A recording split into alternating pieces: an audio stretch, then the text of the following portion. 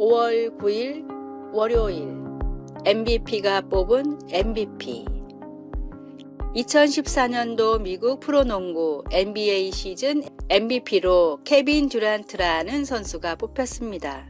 단상으로 나온 그는 수상 소감을 이야기하다 갑자기 울먹이며 말을 멈췄고 잠시 뒤 자리에 앉은 어머니를 바라보며 말을 이었습니다. 21살의 미혼모인 어머니는 저와 형을 키우며 사투를 벌이셨습니다. 온 가족이 쫓겨나다시피 이사를 다닐 때 지금처럼 성공하리라고는 어떤 사람도 생각하지 않았습니다. 어머니는 나의 훈련을 위해 무더운 꼭두 새벽부터 일어나셨습니다. 경기가 있을 땐 언제나 코트 바로 옆에서 목이 터져라 제 이름을 불러주셨고 세상에 그 누구도 나의 성공을 믿지 않을 때 믿음을 잃지 않도록 지켜주셨습니다. 거리의 노숙자가 되지 않게 우리를 지켰고 따스한 옷을 주며 한 끼도 거르지 않게 챙겨주셨지만 본인은 매일 밤 주린 배를 안고 잠자리에 드셨습니다. 어머니는 날 위해 모든 것을 희생하셨습니다. 당신이 진정한 MVP입니다. 그 어떤 놀라운 성공과 성과를 이루더라도 그것은 모두 날 위한 주님의 희생 덕분입니다. 모든 것을 아낌없이 부어주신 주님의 은혜를 기억하고 모든 영광을 주님께 돌리십시오. 오늘의 말씀. 우리가 너희 믿음을 주관하려는 것이 아니요 오직 너의 기쁨을 돕는 자가 되려 함이니 이는 너희가 믿음에 섰음이라. 고린도후서 1장 24절.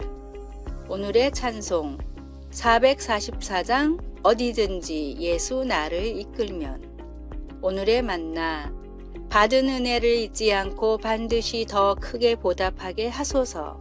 지금의 나를 위해 수고하신 부모님과 은사님께 감사 인사를 드립시다.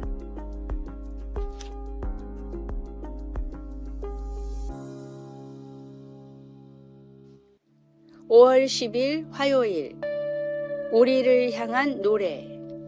젊은 아빠가 남자 아기를 품에 안고 부드러운 리듬으로 노래를 부르면서 천천히 흔들어주고 있었습니다.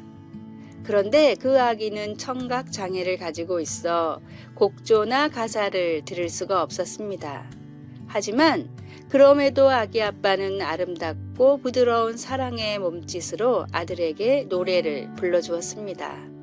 그리고 그의 노력은 아기의 기뻐하는 미소를 보며 보상받았습니다.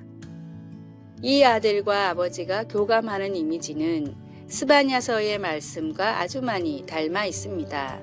구약의 선지자 스바냐는 하나님께서 그의 딸, 곧 예루살렘 사람들을 향해 기뻐하며 노래하실 거라고 말합니다.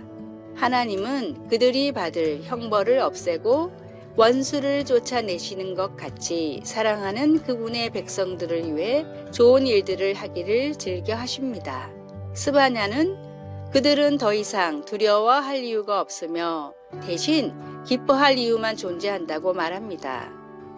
예수 그리스도의 희생으로 구원받은 하나님의 자녀인 우리는 때때로 우리를 향해 풍성한 사랑으로 노래하시는 하나님께 귀를 기울이지 못하거나 싫어할 때가 있습니다. 하나님이 우리를 흠모하는 모습은 아들이 못 듣더라도 사랑스럽게 노래를 불러준 그 젊은 아빠의 모습과 비슷합니다. 무엇이 하나님의 음성을 듣지 못하게 막고 있습니까? 어떻게 귀를 기울여 우리를 향한 하나님의 기쁜 음성을 들을 수 있을까요? 말씀. 하나님이 너로 말미암아 즐거이 부르며 기뻐하시리라. 스바냐 3장 17절. 찬송 446장 주 음성 외에는. 기도. 하나님 저로 인해 기뻐하시니 감사합니다. 저를 향해 기쁘게 노래하시는 하나님의 음성을 항상 들을 수 있게 하소서. 아멘.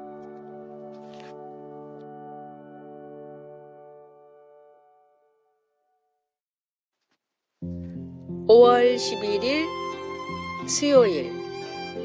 지극히 작은 소자.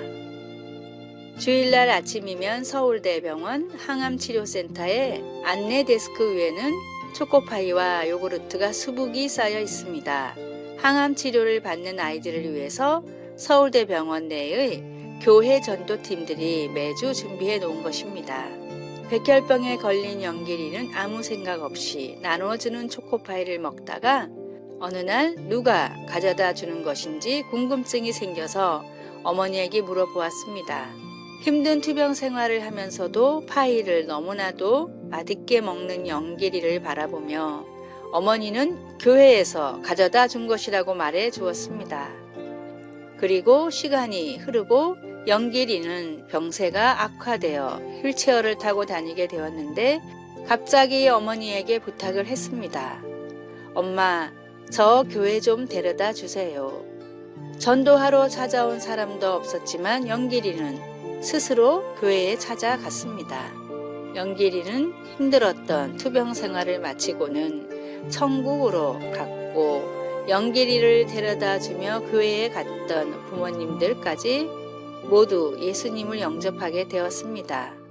누구든 지극히 작은 소자 하나에게 한 것이 곧 나에게 한 것이다 라는 말씀처럼 평소 만나는 어렵고 힘든 사람들에게 사랑을 전하십시오.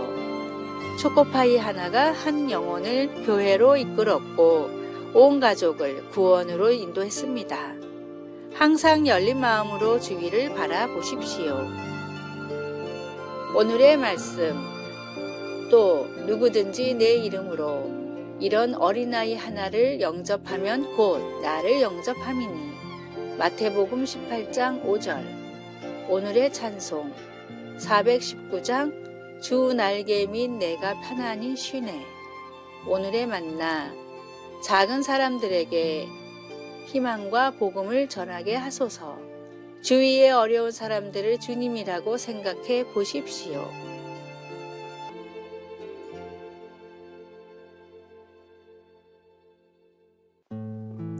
(5월 12일) 목요일 현명한 조언에 귀 기울이기.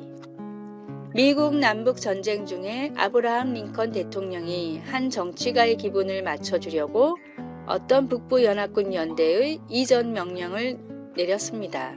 하지만 에드윈 스탠트 국방장관이 그 명령을 받고도 대통령이 바보라고 하면서 이행을 거부했습니다. 링컨은 스탠트의 말을 듣고 이렇게 말했습니다. 스탠튼이 내가 바보라고 말했다면 틀림없이 맞을 겁니다.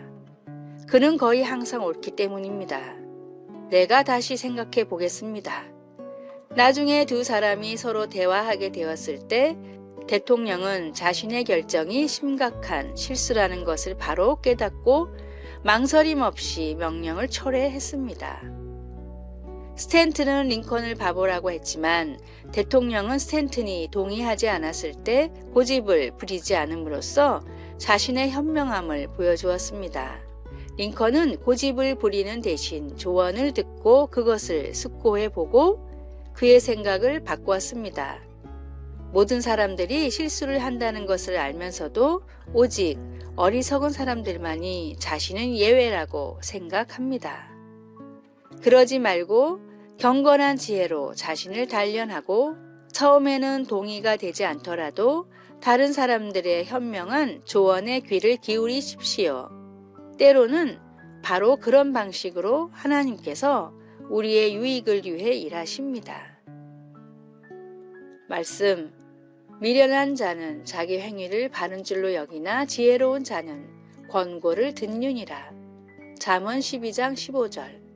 찬송 366장 어두운 내 눈 밝기사. 기도. 주님의 길을 가르쳐 주셔서 어리석음을 피할 수 있도록 도와주소서.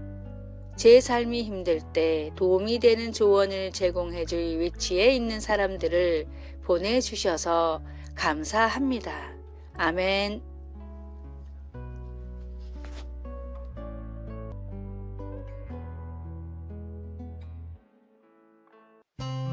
(5월 13일) 금요일. 고이면 썩는다. 마더 테레사가 미국을 방문했을 때 한 귀부인이 테레사를 찾아와 고민을 털어놓았습니다. 매일 반복되는 삶의 의욕을 잃고 말았습니다. 매일 하는 일에 매일 같은 사람들. 그저 아무것도 하기 싫고 어쩔 땐 죽는 것이 더 나을 수도 있다는 생각이 들곤 합니다. 테레사는 특유의 온화한 미소를 지으며 부인의 손을 잡고 말했습니다. 마침 잘 됐습니다. 제가 있는 인도로 온다면 새로운 삶을 찾으실 수 있을 겁니다. 아무리 자신이 존경하는 테레사라 해도 갑자기 인도로 떠나는 것은 망설여질 수밖에 없었지만 어쨌든 여기보다 나을 것 같아 무작정 떠났습니다. 그녀가 도착한 인도에는 도움이 필요한 사람들이 너무 많아서 잠시도 쉴 틈이 없었는데 그 광경을 지켜보던 부인도 어느새 일손을 거들고 있었습니다. 남들을 돕는 동안 부인은 점점 삶의 의욕이 다시 샘솟았고 마음속에 알 수 없는 기쁨과 행복이 생기며 걱정은 모두 사라지고 말았습니다. 삶의 의미를 찾을 수 없고 의욕이 사라질 때는 더 낮은 곳을 바라보십시오.